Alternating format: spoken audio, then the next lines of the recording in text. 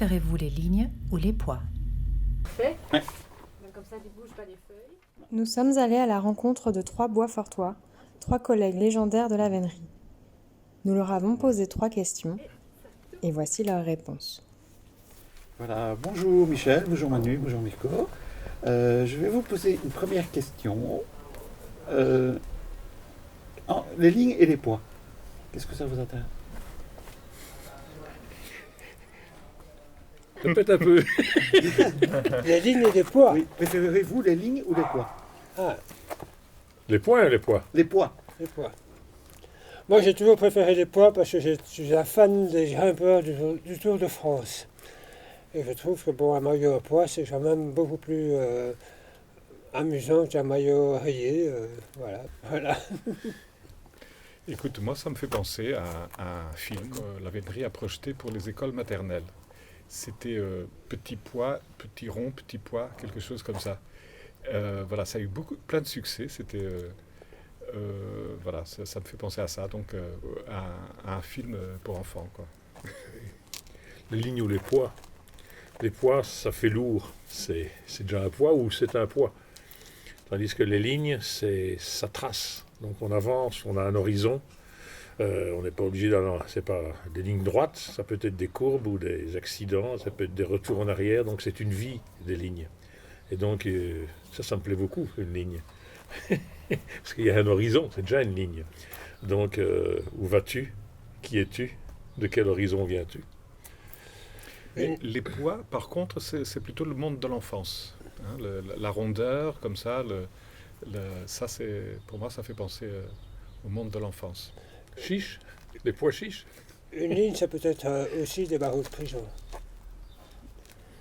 Tandis que les poids peuvent relier à l'universel, à l'atome et au cosmique. Oui, d'ailleurs, ligne, ça veut dire être aligné ou pas aligné. L'alignement ne me plaît pas trop. Mais bon, un peu de courbe. Ça peut être une ligne courbe, ou ça peut être une ligne en quinconce, ça peut être un zigzag. Ça peut être aussi une ligne qui s'arrête un moment et qui reprend plus loin. Ligne de vie. La ligne de vie. La mienne, il paraît que je devais mourir à 30-40 ans, mais le destin a prolongé ma ligne. 30-40 ans, mais fois 2. Fois 3. Mais alors, moi, les lignes, ça me fait penser aussi à un slogan politique, hein, bouger les lignes. Hein. Ah oui. Ça, c'est... voilà. Et alors, c'est pas pour moi... c'est pas forcément quelque chose de très positif, tu vois. Les politiciens emploient ça, bouger les lignes, en fait, c'est pour dire, ça ne marche pas, donc on essaye vite quelque chose d'autre, comme ça, et on fait oublier, ce qui a raté, quoi. Voilà, et on bouge les lignes. Voilà, c'est un peu... Oui, ça fait aussi penser à la ligne rouge, hein, le fil rouge, quoi, tu vois. La ligne à ne pas dépasser. En même temps, dans quel sens? Ça peut être positif, ça peut être négatif, ça peut être à gauche ou à droite, ça peut être dans le yin et le yang. Ça peut être le bon, le mauvais. Donc la ligne, jusqu'où va-t-on dans tout? Dans la morale, dans la philosophie, dans la vie sociale. Ça peut être une ligne de gauche, hein. La frontière. Est-ce qu'on peut dépasser la frontière? Qui fait dépasser...